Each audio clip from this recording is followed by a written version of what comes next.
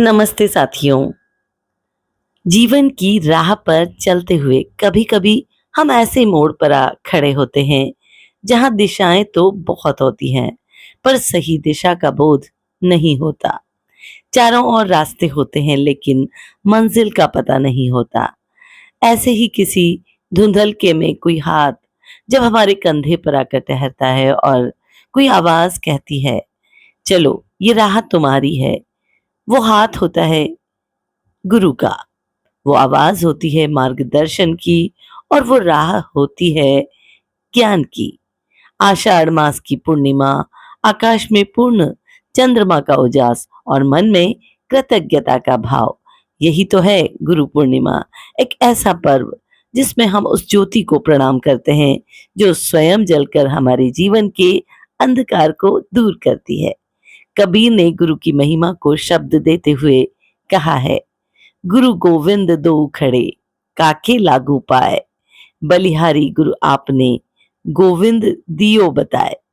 सचमुच कितनी अद्भुत बात है। गुरु वो है जो हमें केवल ईश्वर तक पहुंचने का मार्ग नहीं दिखाता, बल्कि हमें अपने भीतर छिपे प्रकाश से भी परिचित कराता है।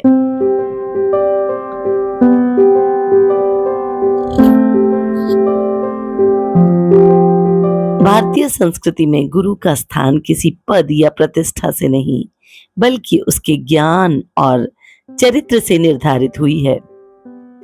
हमारे यहाँ गुरु केवल पाठ पढ़ाने वाला नहीं, जीवन पढ़ाने वाला रहा है। याद कीजिए उस प्राचीन गुरुकुल को जहाँ सुबह की पहली किरण के साथ शिष्य जागते थे। प्रकृति उनकी पाठशाला थी और गुरु उनका मार्गदर्शक। जहाँ वे केवल वेद और शास्त्र नहीं पढ़ते थे, बल्कि जीवन के अक्षर सीखते थे। सेवा, संयम, अनुशासन, विनम्रता और सत्य। गुरु और शिष्य का संबंध वह केवल ज्ञान देने और लेने का संबंध नहीं था, वह आत्मीयता, विश्वास और संस्कारों का भी संबंध था। महाभारत का अर्जुन हो या चाणक्य का चंद्रगुप्त, इनकी सफलता के पीछे गुरु के मार्गदर्शन की अमिट छाप दिखाई देती है। अर्जुन ने धनुष चलाया, लेकिन गुरु ने उसे एकाग्रता सिखाई। चंद्रगुप्त ने साम्राज्य पाया, लेकिन चाणक्य ने उसे दूर दृष्टि दी। यही तो गुरु का चमत्कार है। वो किसी शिष्य को केवल ये नहीं बताता कि क्या देखना है, बल्कि ये भी सिखाता है कि कैसे देखना है।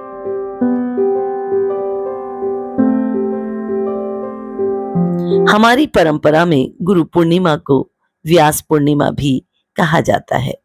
महर्षि वेद व्यास ने भारतीय ज्ञान संपदा को व्यवस्थित कर आने वाली पीढ़ियों के लिए ज्ञान का एक विराट संसार रचा। इसलिए ये दिन केवल किसी एक गुरु को नमन करने का नहीं, बल्कि उस समूची ज्ञान परंपरा को प्रणाम करने का भी दिन है जिसने भारत की आत्मा को सदियों से जीवंत बनाए रखा है। लेकिन साथियों, क्या आज जब दुनिया हमारी हथेली में समा गई है, गुरु की आवश्यकता पहले जैसी ही है या नहीं? आज मोबाइल की स्क्रीन पर एक स्पर्श करते ही हजारों उत्तर सामने आ जाते हैं। कृत्रिम बुद्धिमत्ता हमारे प्रश्नों के उत्तर दे रही है। इंटरनेट ज्ञान का अथाह सागर बन चुका है, लेकिन फिर भी जानकारी बहुत है, लेकिन विवेक कहाँ से आएगा? उत्तर तो बहुत हैं, लेकिन सही प्रश्न कौन सिखाएगा? रास्ते तो बहुत हैं, लेकिन सही राह कौन दिखाएगा? यही गुरु की आवश्यकता पहले से भी अधिक महसूस होती है।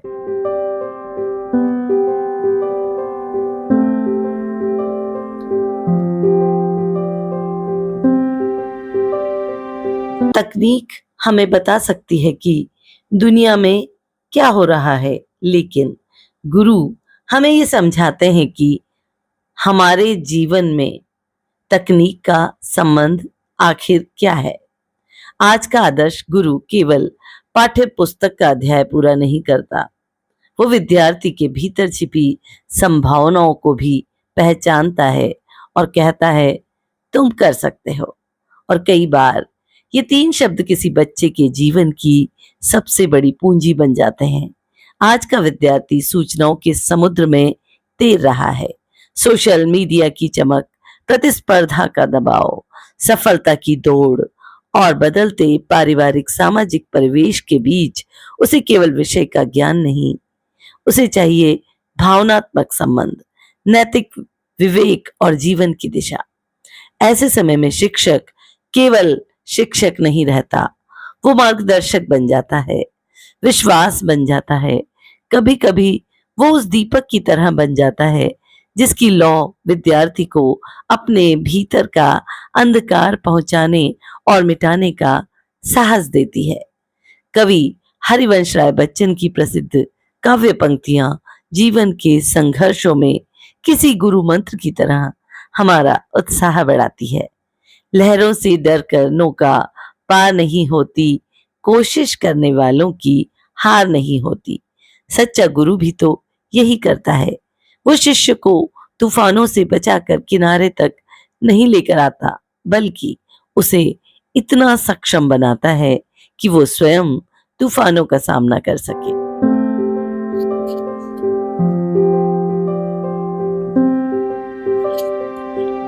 और गुरु केवल विद्यालय में ही नहीं मिलते। हमारी पहली गुरु होती है हमारी माँ, जो बोलना सिखाती है। पिता सिखाते हैं जीवन की जिम्मेदारियां। प्रकृति सिखाती है धैर्य और संतुलन। पुस्तकें सिखाती है विचार करना। और जीवन जीवन तो हर दिन हर क्षण एक नया पाठ पढ़ाता है। इसीलिए गुरु पूर्णिमा केवल गुरु के चरणों में झुकने का पर्व नहीं, बल्कि अपने भीतर झांकने का भी एक अवसर है। ये पूछने का दिन है कि जिन लोगों ने हमें आगे बढ़ाया, क्या हम उनके दिए संस्कारों को जीवन में उतार पाए। गुरु का सच्चा सम्मान फूलों से नहीं, आचरण से होता है। गुरु को सच्ची श्रद्धांजलि शब्दों से नहीं, कर्मों से दी जाती है। किसी कवि ने कहा है, दीप से दीप जलता रहे, ज्ञान से ज्ञान मिलता रहे। शायद गुरु परंपरा का सार भी तो यही है। एक दीप दूसरे दीप को जलाता है और स्वयं कम नहीं होता। एक गुरु अपने शिष्य को ज्ञान देता है और शिष्य आगे चलकर उसी ज्ञान को किसी और जीवन में उजाला बनाने के लिए बांट देता है। यही ज्ञान की यात्रा है। यही गुरु शिष्य परंपरा की अमर कहानी भी।